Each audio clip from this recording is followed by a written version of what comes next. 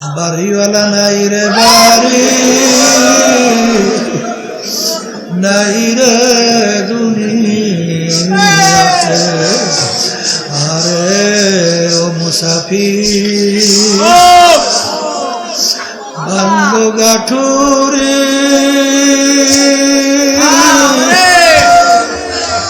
বহু দূরে ঠিকানা, আজ ভিজানা কাল ভিজানা কবর আখের ঠিকানা। এমন ঘরে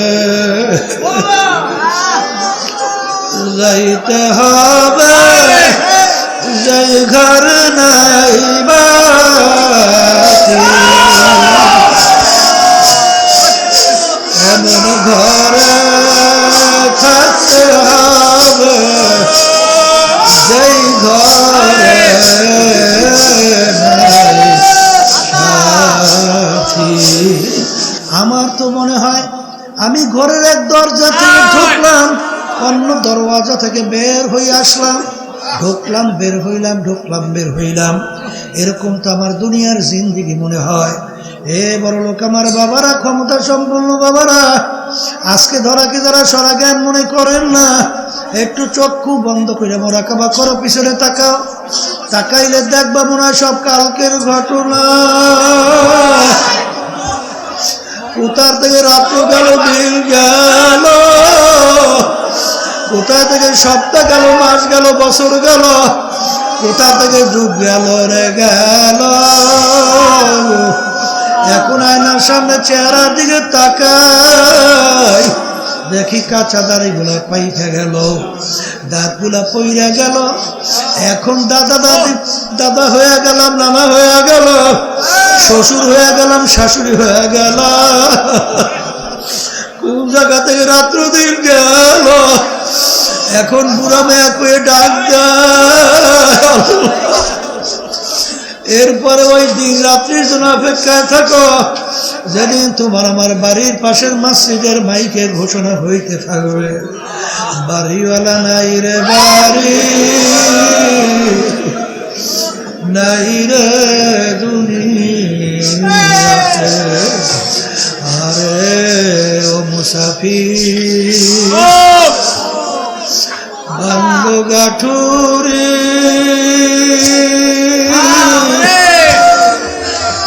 বহু দূরে ঠিকানা,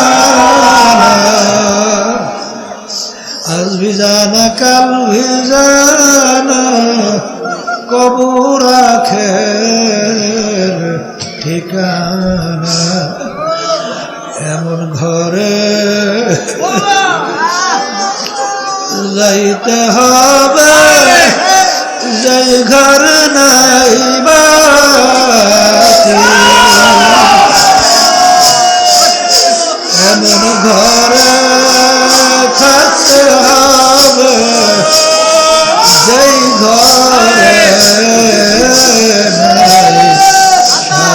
সাথী। আমার মালিক ওয়াদা করছেন, আল্লাযীনা জাহাদু ফীনা লানাহদিয়ান্নাহুম সুবুলানা ওয়া ইন্নাল্লাহা লামাআল মুহসিনিন। আল্লাহ রাব্বুল আলামিন বলে, বান্দা বান্দি তোমাদের ভয় চিন্তা নাই, তোমরা যদি আমাকে রাজি খুশির উদ্দেশ্যে আমার হুকুম পালনের জন্য, আমার হাবিবের তরিকা অনুযায়ী চলার জন্য যদি তোমরা পুরাপুরিভাবে নিয়াত কইরা নামতে পারো রাস্তায়, যত বিপদ মুসিবত আসুক না কেন, আমার আল্লাহ বলেন ওই রাস্তায় চলার জন্য আমি তোমাদের জন্য বহু রাস্তা খুইলা দেব। কিভাবে রাস্তা খুলবেন এটা তোমার আমার ব্রেনে জেহেনে ধরবেও না। কারণ মানে ইউসুফ আলাইহিসসালাতু ওয়াস সালামকে বিবি জুলাইখা 7টা দরজার ভিতরে আটকালো, দরজাও 7টা, তালাও মারলো 7টা। হে ইউসুফ, এখন তুমি আমার কথা নামাই না, কোনো উপায় নাই, তাকাইয়া সামনে দেখো, দরজাও 7, তালাও মারছি 7, খবরদার আর আমার কথা নামাই না, উপায় নাই, কোনো পথ নাই। কিন্তু নবী চিন্তা করলেন, মালিক আমি তো জুলাইখার কথা শুনবো না, কিভাবে বের হব জানিও না। আমি তোমার উপরে তাওয়াক্কুল কইরা দৌড় মারলাম। দৌড় দেওয়ার সঙ্গে সঙ্গে আল্লাহ রাব্বুল আলামিন 7টা দরজার ভিতরে তালা মারা টাস টাস হইয়া হইলা দিল। নবী বের হইয়া আসলো, আর আটকে রাখতে পারে নাই। এই জন্য আল্লাহর নিদে দোয়া করতেন, মালিক তাআতু তাওফিক তাআত হামজাতু ইয়ামানাত ওয়া ইজাবাত হামজাতু। হে আমার দয়ার মালিক। আল্লামা শেখ সাদি রহমাতুল্লাহ আলাইহি তিনি আমার মালিকের কাছে দোয়া করেন, মালিক কারিমা বেবাকশা বারহামা কে হাসতা মাসিরা কামানদে হাওয়া। হে আমার দয়ার মালিক, আমি নফসে আম্মারার জিনজির রশির ভিতরে আবদ্ধ হয়ে গেছি। মালিক দয়া মায়া করে তুমি আমাকে নফসে আম্মারার জিনজির শিকল থেকে পরিত্রাণ দাও। এই জন্য মালিকের কাছে সবসময় দোয়া করা লাগবে, রব্বানা লা তুজিগ কুলুবানা বাদা ইয হাদাইতানা ওয়া হাব লানা মিন লাদুনকা রাহমা ইন্নাকা আনতাল ওয়াহ্হাব। ইমাম গজ্জালী রহমাতুল্লাহি আলাইহি লেখেন, আমার মালিকের ভিতরে বান্দা বান্দির মধ্যে 70,000 পর্দা। একটা পর্দা পার হইতে বান্দা বান্দির 500 বছরের মতো সময় লাগে। একটা পর্দা পার হওয়া কারো দ্বারা কোনোদিন সম্ভব না। কিন্তু যেই বান্দা বান্দির উপরে আমার মালিকের রহমতের নজর, আমার মালিকের দয়া ইশারায় রহমতে দরিয়া দোষ মাইরা যায়, ওই বান্দা বান্দির জন্য সেকেন্ডের ভিতরে বেড়া পার হইয়া আমার মালিকের সঙ্গে সাক্ষাৎ হয়। এই জন্য আমার বাজানদেরকে বলবো, পর্দা আলে মা বোনদেরকে বলবো, আল্লাহ নবী সাল্লাল্লাহু আলাইহি ওয়াসাল্লাম বলেন, শেষ যুগের মধ্যে ঈমানদারদের ঈমানের উপরে মজবুত থাকা এত বড় কষ্ট হবে, যেরকম জ্বলন্ত একটা আগুনের আংটা হাতের মুঠার ভিতরে রাখতে যত কষ্ট, তার চেয়েও কষ্ট হবে ঈমানদারদের ঈমানের উপরে মজবুত থাকা। আল্লাহর ফজল করমে এক শ্রেণীর আল্লাহর বান্দা বান্দিরা থাকবে, কত কষ্ট হোক না কেন আল্লাহর ফজল করমে তাদেরকে ঈমান থেকে সরাতে টলাতে আল্লাহর ফজলে পারবে না। কিন্তু দলের পরিমাণ হয়ে যাবে ছোট। পরিমাণ কি আল্লাহর বান্দা জোয়ারের যেদিকে জোয়ার পানি দক্ষিণে, জোয়ার যায় দক্ষিণে, বাতাসও দৌড়ে দক্ষিণে। তুমি নৌকাও ছাড়ছো দক্ষিণে, পালও তুলছো দক্ষিণে। এখন নৌকা কিভাবে চলে, শুম শুম শুম শুম শব্দ হয়। আর ওই সময় যদি উল্টা নৌকা ধরো, 1 ফুট আগাইতে যান বের হইয়া যাইতেছে। জোয়ারে নৌকা বসানো তো সহজ, হ্যাঁ? এই সময় উল্টা নৌকা দৌড়া গন্তব্যে পৌঁছা অত সহজ না। এই জন্য বেহেশতে যাওয়ার জন্য কষ্ট করা লাগবে। আসতে কয় না, পেট্রোল তেলাতে যাই, পেট্রোল তেলাতে যাই, কষ্ট করবি না মোটে। জেহাদ করবেন না, নফসাম্মারা যা আছে তাই করবেন। বলে হুজুর গুনাহ করতে মজা মজাই তো লাগে, লাগবেই তো। নফসাম্মারা খোরাকি চাহিদা ওইটা পূরণ করলে মজা লাগবে না? হ্যাঁ, এইটার বিরুদ্ধে তো জেহাদ, এইটার বিরুদ্ধে তো জেহাদ। আর আল্লাহকে সবসময় দোয়া করতে, আরে কাল ভালো হওয়ার জন্য, আরে জেহাদ সহজ হওয়ার জন্য, গুনার থেকে ফেরার জন্য, কালবে সালিম তৈরি করার জন্য। এই যে তরিকা শোনেন চরমোনাই, নাম হলো সিস্তিয়া সাবিরিয়া তরিকা, বুঝছেন? এই তরিকার 5টা ঔষধ আল্লাহর কুতুবেরা কোরআন এবং হাদিসের ভিতর থেকে সুস কইরা তল্লাশি কইরা আপনার আমার জন্য রাইখে। আমার দাদা দাদের কথা শুনছিলাম, আমার দাদাজান চ্যালেঞ্জ হিসাবে বলছিলেন, তোমাদের সঙ্গে কোনো ঝগড়া টগড়া কিছু দরকার নাই, তোমরা পরীক্ষামূলক নিয়ম অনুযায়ী ঔষধ কেরোসিন পালন করে দেখো।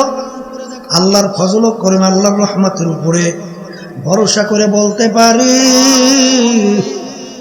আল্লাহর ফজল ও করমে শয়তান এবং নাফস আমরা তোমাদেরকে আল্লাহর ফজলে গুনার কাজের কাছেও নিতে পারবে না।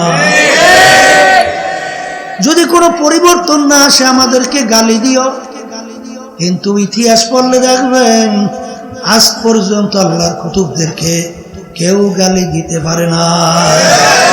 পারছে পারছে পারছে পারছে আল্লাহর বান্দারা পরীক্ষা করে দেখতে পারেন না?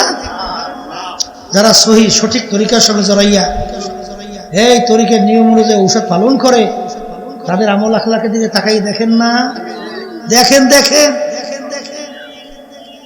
তাদের চোখের দিকে তাকান,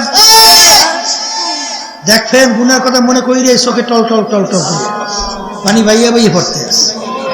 আর তোমার যে মোড়ে চোখে পানি তো নাই, তোমার তো একটু আফসোসও হয় না, চিন্তাও আসে না, হাই উল্লাসও হয় না। কি আশেকদের যে কতগুলো চরিত্র, এর ভিতরে মাঝে মাঝে একটু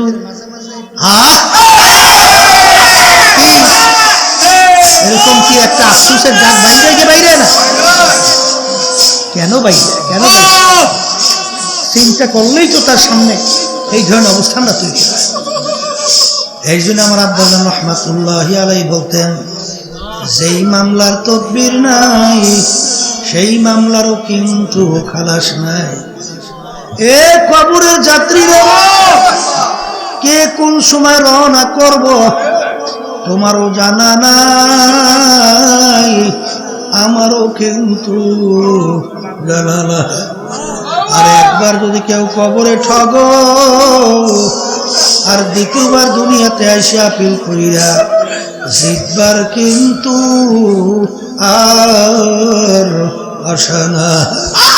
এ মুসলমান আবার বাবারা, তাম দুনিয়ার ইতিহাস পড়লে দেখবা, তাম দুনিয়ার ভিতরে আজকে দেখবা একমাত্র মুসলমান জাতি চ্যালেঞ্জের মাধ্যমে বুক টান কইরা গলা টান কইরাও আজকে দুনিয়ার ভিতরে বেঁচে আছে। অন্য কোনো জাতি চ্যালেঞ্জে মৃত্যু টিকতে পারে নাই।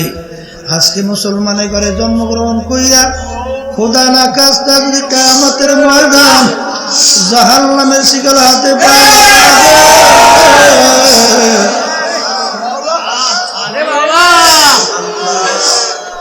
এসে কপাল পোড়ার সারে জাহানে হইতে পারে না।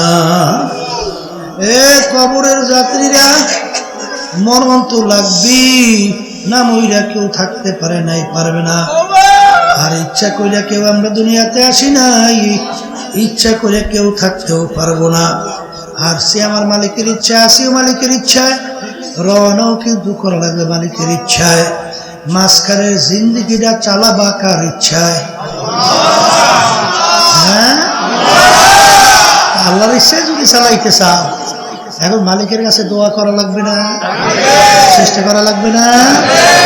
এই জন্য চেষ্টা করতে থাকে, আল্লাহর কাছে দোয়া করতে থাকে, দেখবেন আল্লাহ রাব্বুল আলামিন পথ কিভাবে খুলবে তোমার আমার জেহেনে ধরবে না। আর সবসময় মনকে বুঝাবে, মন আজকে যে টাকার পিছনে, সম্পদের পিছনে, গাড়ি বাড়ির পিছনে, দল দুনিয়াদারদের পিছনে যে আজকে জিন্দেগি ধ্বংস করছো, যেদিন তোমার রুহটা চিরতরে বের হবে, যখন রুহটা তোমার শরীর থেকে ঘর থেকে বের হবে, অর্থাৎ চিরতরে চক্ষু বন্ধ হবে, এখন তাকাইয়া দেখো তোমার দুনিয়ার হালাত কি। আরে ফরিদপুর গেছিলাম, সেখানে একজনে বলতেছিল, হুজুর এলাকার ভিতরে নামি দামি একজন ধনী মারা যাওয়ার পরে এত অন্ধকার হয়ে আসতেছে, ঘরের ভিতর থেকে ডাক দিয়া বলে তাকে লাশ ঘরে রাত্রে রাখা যাবে না।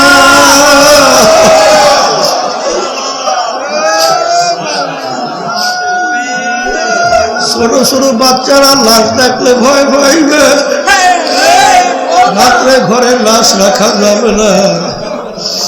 মসজিদের ভিতর থেকে খাট বের কইরা খাটের মধ্যে উঠাইয়া সারা রাত নিয়ে মসজিদের বারান্দায় ফেলাইয়া রাখছে। তার কষ্ট করা কামাই টাকার বাড়ি তাকে জায়গা দেয় না। এ বড় লোক আমার বাবারা, দুনিয়ার জিন্দগি কয়দিন? পড়াশোনা করতে করতে ভালো ভালো ডিগ্রি অর্জন করতে করতে অনেক সময় দেখা যায় 25-30 বছর বয়স হয়ে গেছে। এরপরে চাকরি তালাশ করে, হয়তোবা 5-10 করে চাকরি পাইলেও ভালো, না পাইলেই পাইল, অথবা বাজার বিভিন্ন ব্যবসা বাণিজ্য করবে, সম্পদ বাড়ি গাড়ি করবে, তাও দেখা যায় আবার 10-15-20 বছর গেল 50 বছর 60 বছর হইয়া এরপরে সুন্দর বাড়ি তৈরি করলো। বাজার ঢাকাতেই মনে পড়ে না জানি কোন জায়গায় একটা লোক 5 তলা না 6 তলা বিল্ডিং তৈরি করলো। লোকজন নিয়ে দোয়ার জন্যে যখন সিঁড়ি দিয়ে উঠতেছে, নতুন বাড়ি উদ্বোধন, ওই সিঁড়ির ভিতরে পইরা গেল। দেখে আল্লাহর বান্দার দুনিয়াতে না, আখেরে তার শখের বাড়ি, এখন তাকে আর জায়গা দেয়, তাকে নিয়ে মাটির গর্তের ভিতরে ফেলায় রাখে। হে দুনিয়াদার বড় লোক আমার বাবারা, হে পর্দার আড়ালের মা বোনেরা, আহারে কোন জিন্দিগি কিসের পিছনে নষ্ট করো? একটু মাঝে মাঝে চক্ষু বন্ধ করো, মুরাকাবা করো, এরপর দুনিয়া থেকে বিদায় নিয়ে কবরের পথ ধরো। কারণ বাদাম কিয়ামতের ময়দান একজন আর একজনকে জিজ্ঞাসা করবে, ভাই কামলা বিছনা, আমরা দুনিয়ার মধ্যে কতদিন ছিলাম?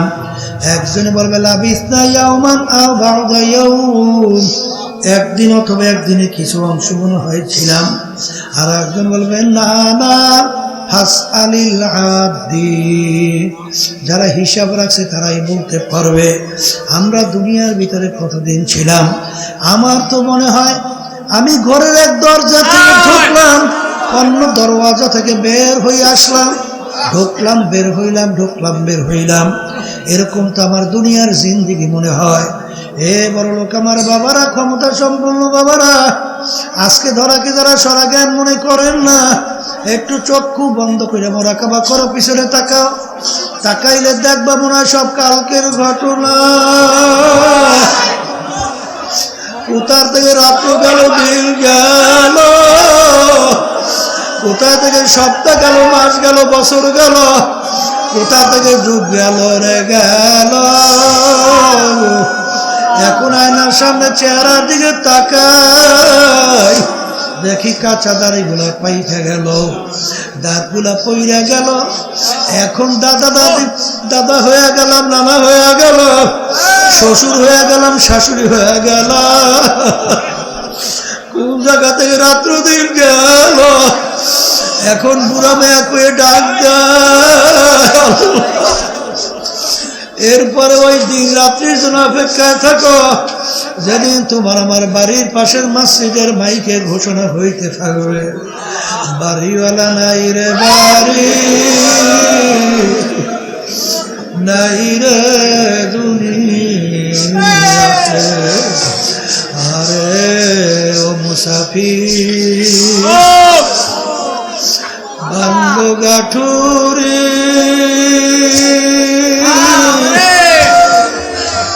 বহু দূরে ঠিকানা, আজ ভিজানা কাল ভিজানা, কবর আখের ঠিকানা, এমন ঘরে যাইতে হবে যে ঘর নাই বাতি, এমন ঘরে থাকতে হবে যে ঘরে নাই সাথী। আল্লাহুম্মা আমিন।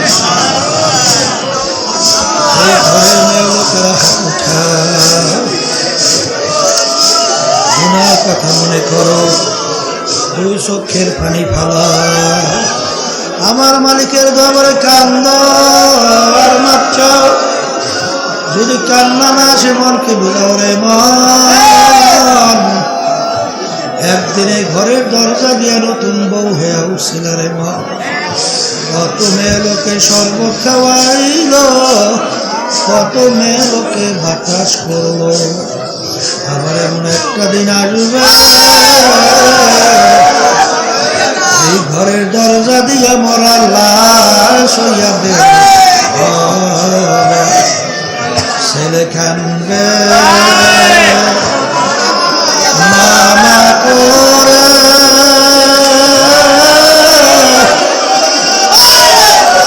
মেয়ে কানবে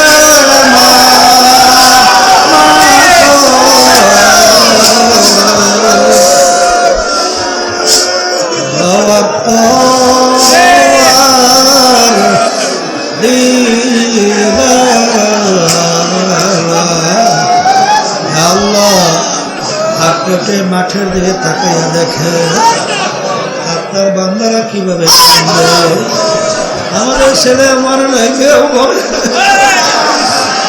গুনাহ করে বসছি, মাফ করে দেন গো মাওলা, মাফ করে। আল্লাহর বান্দারা জোর করে কান্দে,